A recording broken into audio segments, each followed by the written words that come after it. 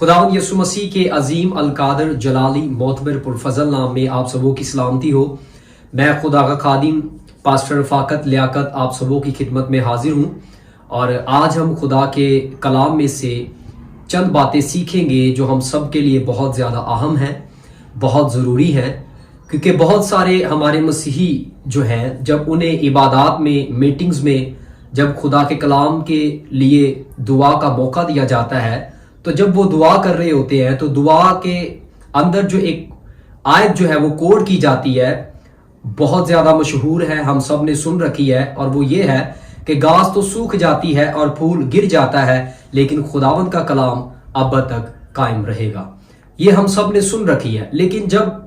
कोई बोल रहा होता है, खुदा का खादिम या कोई मुबशर या कोई मसीही जब इसको बोल रहा होता है, कोड कर रहा होता है इस आयत को, तो उसके जहन में एक बात चल रही होती है और वो ये है, वो समझ रहा होता है कि शायद वो जो कलाम होने लगा है, जो तहरीरी कलाम लोगोस है जिसको अब हम सुनने जा रहे हैं, वो उसकी बाबत लिखा हुआ है, जबकि उसका जो टेक्स्ट और कॉन्टेक्स्ट है वो बिल्कुल डिफरेंट है। अगर हम बाइबल मुकद्दस में से देखें तो हमें पता चलेगा और आज हम इसी के ताल्लुक से सीखेंगे ताकि एक नया मुकाशफा हमें हासिल हो और हम इसके वसीला से बाबरकत हो। तो चलिए हम अपने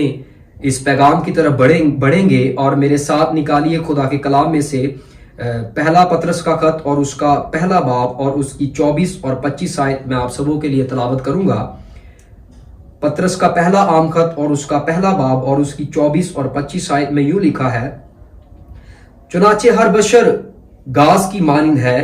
और उसकी सारी शानो शौकत घास के फूल की मानिंद। घास तो सूख जाती है और फूल गिर जाता है लेकिन खुदावंद का कलाम अब तक कायम रहेगा। ये वही खुशखबरी का कलाम है जो तुम्हें सुनाया गया था। आमीन।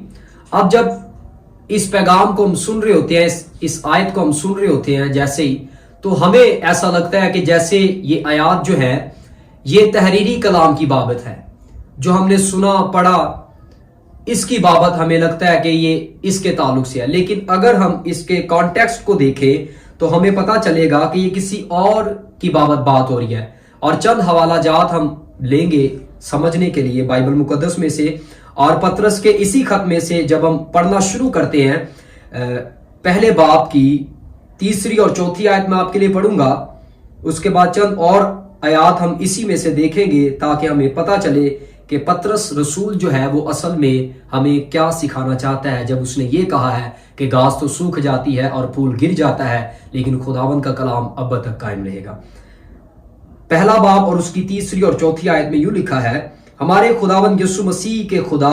और बाप की हम्द हो, जिसने यसु मसीह के मुर्दों में से जी उठने के बाइस अपनी बड़ी रहमत से हमें जिंदा उम्मीद के लिए नए सिरे से पैदा किया, ताकि एक गैर फानी और बेदाग और लाजवाब। और इसके साथ ही हम इसकी 7वीं आयत भी देखेंगे जिसमें यूं लिखा है, और ये इसलिए है कि तुम्हारा आजमाया हुआ ईमान जो आग से आजमाए हुए फानी सोने से भी बहुत ही बेशकीमत है। इससे आगे बढ़ते हुए जैसे ही हम इसकी 17 आयत भी देखेंगे उससे भी हमें सीखने को मिलेगा, जिसमें यूं लिखा है, और जबकि तुम बाप कहकर उससे दुआ करते हो जो हर एक काम के मुवाफिक बगैर तरफदारी के इंसाफ करता है, तो अपनी मुसाफिरत का जमाना खौफ के साथ गुजारो। तुम जानते हो कि तुम्हारा निकम्मा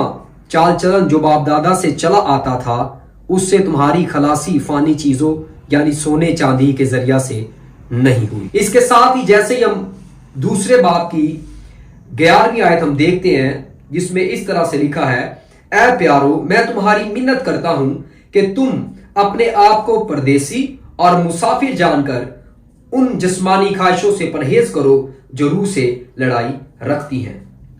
आखिरी हवाला जो हम देखेंगे 3 बाब और उसकी 3 और 4 आयत को हम देखेंगे जिसमें लिखा है, और तुम्हारा सिंगार जाहरी ना हो यानी सर गूंदना और सोने के जेवर और तरह तरह के कपड़े पहनना, बल्कि तुम्हारी बातनी और पोशीदा इंसानियत इल्म और मिजाज की गुर्बत की गैर फानी आराइश से आरास्ता रहे, क्योंकि खुदा के नजदीक इसकी बड़ी कद्र है।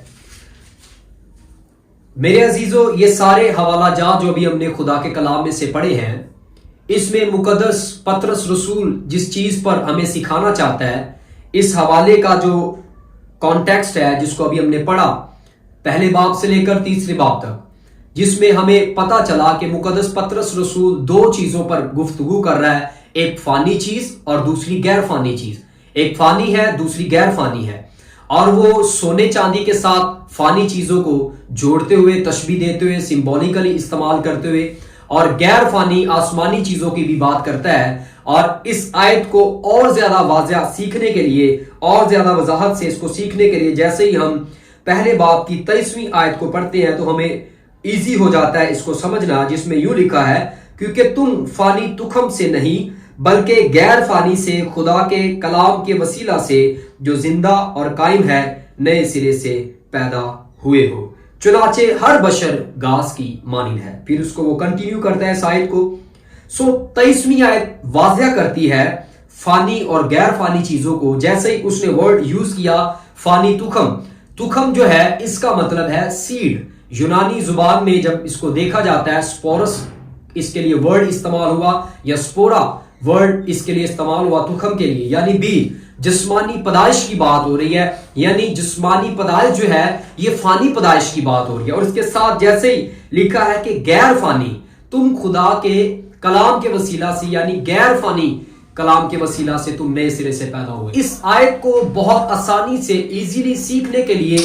दरकार यह है कि हम इस बात को समझे कि पतरस रसूल जो है वो अपने खत के अंदर दो चीजों पर गुफ्तगू कर रहा है, फानी और गैर फानी। और इस टेक्स्ट में वो बता रहा है, फानी पैदाइश की बात करता है और गैर फानी पैदाइश की बात करता है। एक फानी पैदाइश है, दूसरी गैर फानी। फानी पैदाइश वो है, और उसको सिंबॉलिकली फानी पैदाइश को जो जोड़ता है जिस चीज के साथ, वो है घास और फूल। यानी इंसान की जो जिस्मानी जिंदगी है, जिस्मानी पैदाइश है, इंसान दुनिया में रहता है, जिस्मानी ख्वाहिशें हैं, सोना चांदी दुनियादारी की जितनी ख्वाहिशें हैं, वो बता रहा है कि ये सारी चीजें घास की मानिंद है और घास के फूल की मानिंद है। जैसे घास सूखती है, जैसे फूल गिरता है, इसकी शानो शौकत एक दिन खत्म हो जाएगी। और जैसे ही अगली बात करता है, और वो ये बताता है हमें कि जो गैर फानी चीज है वो खुदा का कलाम है, और हमें बताता है कि तुम उसके वसीला से पैदा हो। जितने मसीह हैं जो यीशु मसीह को कबूल करते हैं, मुकद्दस पतरस रसूल उन्हें टारगेट करते हुए ये आयत उनके लिए स्पेसिफिकली लिख रहा है। इसका मतन और सियाको सबाक ये है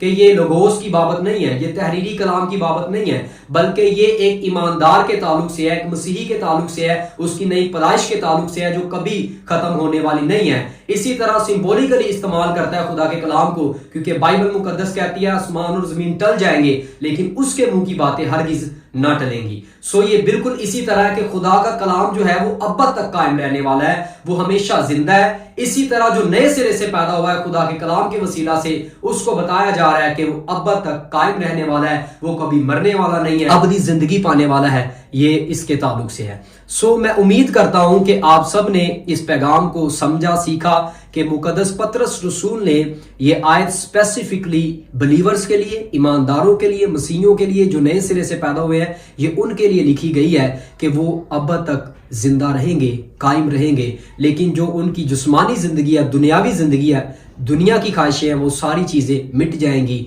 और जो बाकी रहेगा वो खुदा का कलाम और मसीही जो नए सिरे से पैदा हुए। ये स्पेसिफिकली उनके लिए मतन के मुताबिक ही हवाला है, और किसी के लिए ना खुदा के तहरीरी कलाम के लिए, बल्कि आपने इसको समझना है। और जब भी आप इसको सुने या बोले तो आपको पता होना चाहिए ये कलाम किसके ताल्लुक से, ये आयत किसके ताल्लुक से कही गई। उम्मीद करता हूं आप सब ने इस पैगाम के वसीला से बरकत पाई। खुदावंद आप सबको कसरत से बरकत दे। God bless you all.